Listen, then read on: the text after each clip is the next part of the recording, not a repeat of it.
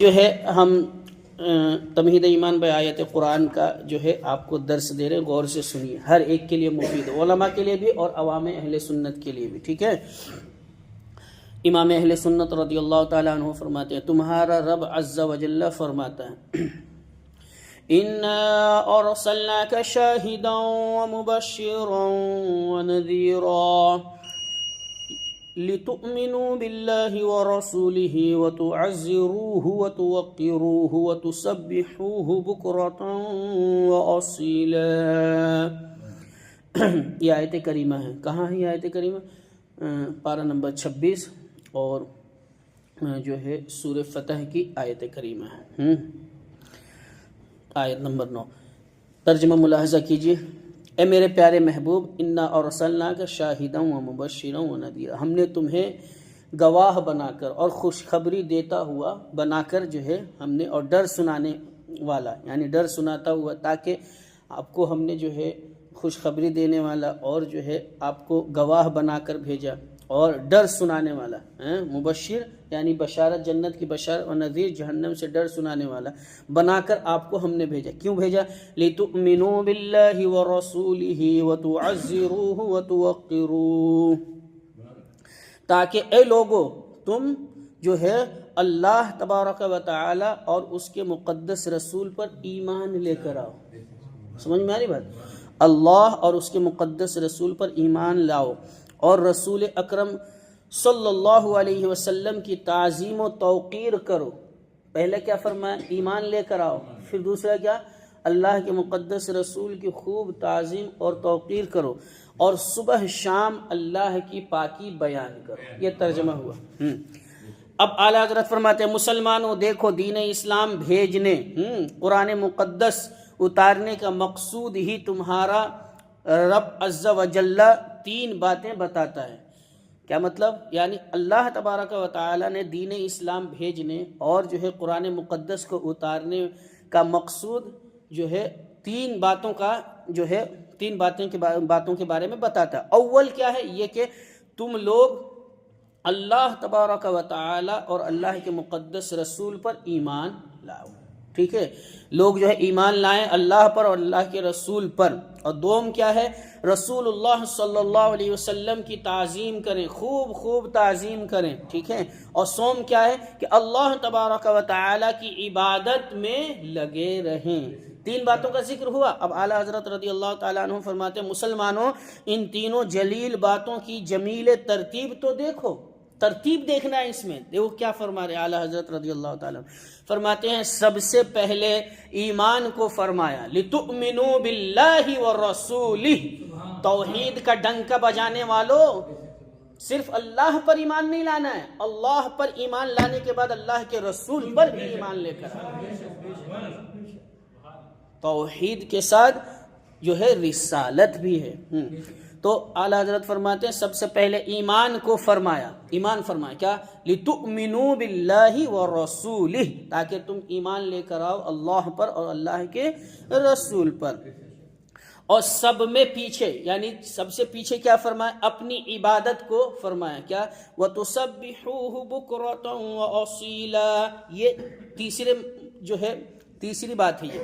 اور بیچ میں کیا ہے؟ اور اعلیٰ حضرت فرماتے ہیں اور اپنی عبادت کو جو ہے اللہ تبارک و تعالی نے کیا؟ اور سب میں پیچھے اپنی عبادت کو فرمایا، اور بیچ میں اپنے پیارے محبوب صلی اللہ علیہ وسلم کی تعظیم کو جو ہے بیان فرمایا ہے۔ بیچ میں کیا؟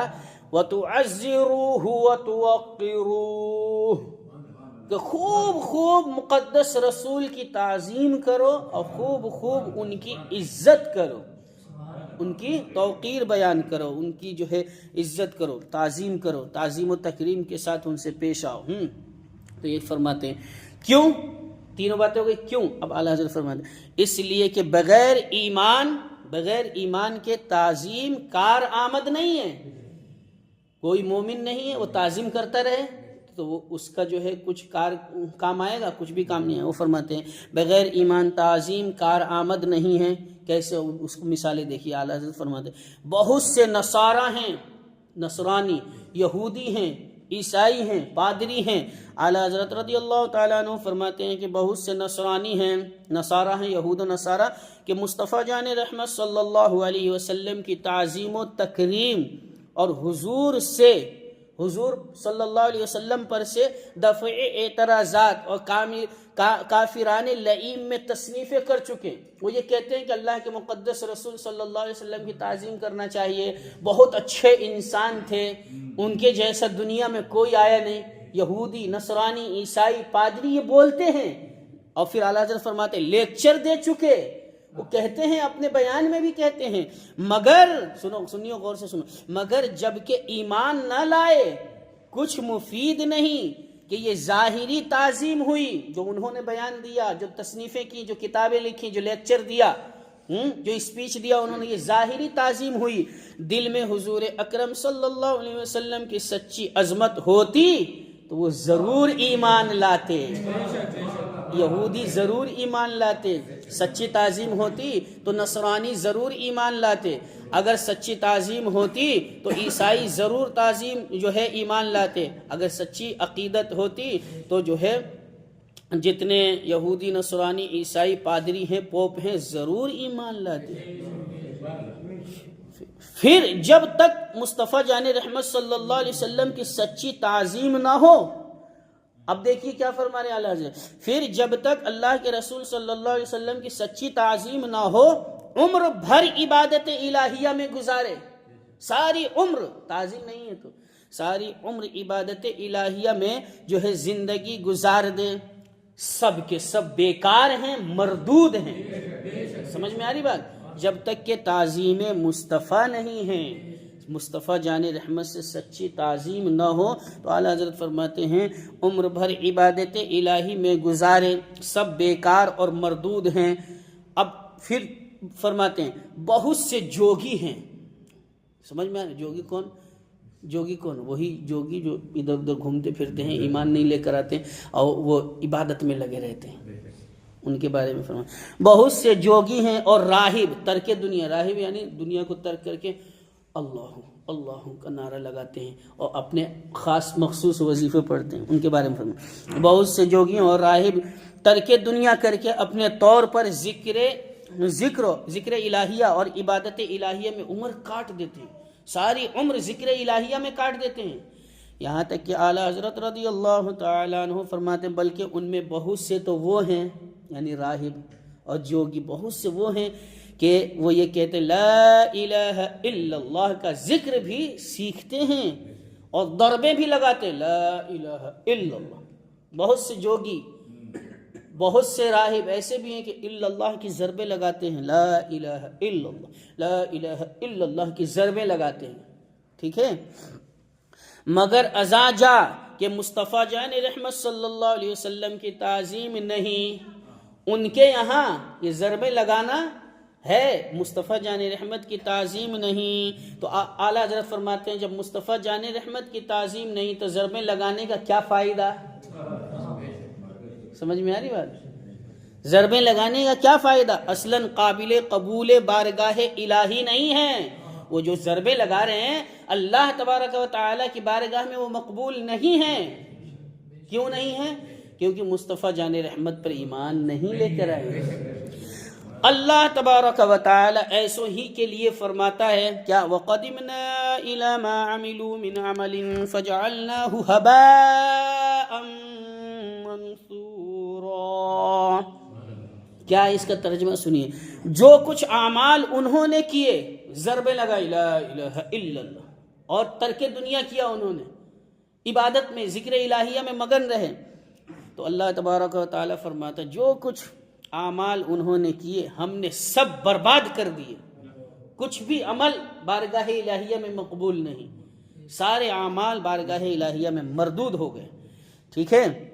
ایسو ہی کو اللہ تبارک و تعالی فرماتا عاملۃ ناصبۃ تصلی نارا حامیہ، کہ بہت سے ایسے جوگی ہیں، بہت سے ایسے راہب ہیں، بہت سے ایسے جو ہے بندے ہیں جو کیا عمل تو کرتے ہیں، مشقتیں بھی برداشت کرتے ہیں، بھوک کو برداشت کرتے ہیں، پیاس کو برداشت کرتے ہیں، سمجھ میں آ رہی بات، اور ذکر الہیہ میں مگن رہتے ہیں، مشقتیں بھی جھیلتے ہیں، اور بدلہ کیا ہوگا کہ انہیں بھڑکتی ہوئی آگ میں ڈال دیا جائے گا.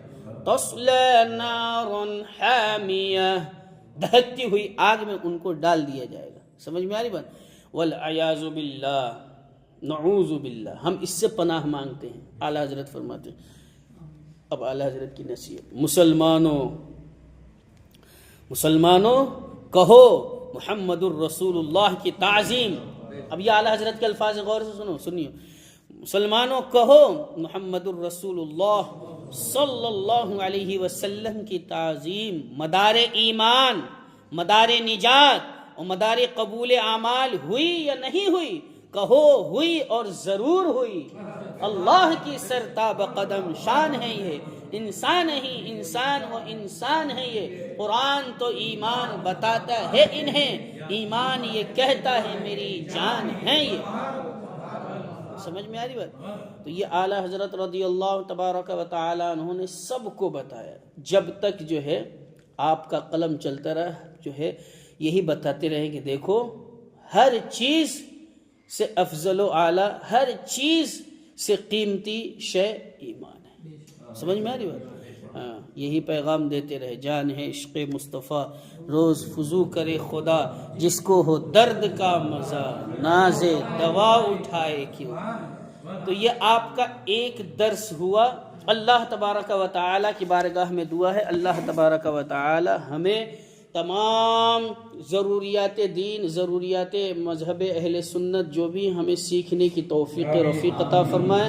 عقائد اہل سنت، معمولات اہل سنت زیادہ سے زیادہ سیکھنے کی توفیق عطا فرمائے. مذہب مہذب، مذہب اہل سنت، سواد اعظم، مسلک اعلیٰ حضرت پر سختی کے ساتھ قائم رہنے کی توفیق عطا فرمائے. تمام بد عقیدوں کی بد عقیدگی، بد مذہبوں کی بد مذہبی، بد دینوں کی بد دینی سے ہم سبوں کی حفاظت فرمائے. مالک و مولا یا الہ العالمین، تو اپنی محبت، اپنے محبوب کی محبت میں ہمیں زندگی عطا فرما. اپنی محبت اور اپنے محبوب ہی کی محبت میں ہمیں موت عطا فرما. مرنے سے پہلے حرمین شریفین کی زیارت عطا فرما. مرنے کے بعد آقا کی شفاعت عطا فرما. جتنے مسلمان یہاں حاضر ہیں ہر ایک کی حاضری کو قبول فرما. مالک و مولا اعلیٰ حضرت سے سچی عقیدت عطا فرما، الفت عطا فرما. ان کی کتابیں ہمیں سمجھنے اور سمجھانے کی توفیق عطا فرما. مالک و مولا تمام طرح کے جو فتنے اٹھ رہے ہیں ہر ایک فتنے سے ہم سبوں کی حفاظت فرما.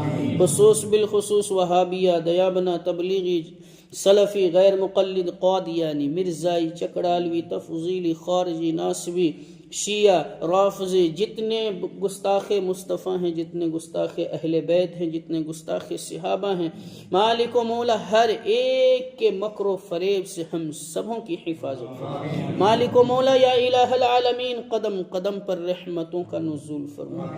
وصلی اللہ تعالی علی خیر خلقہ محمد وآلہ واصحابہ اجمعین. الفاتحہ.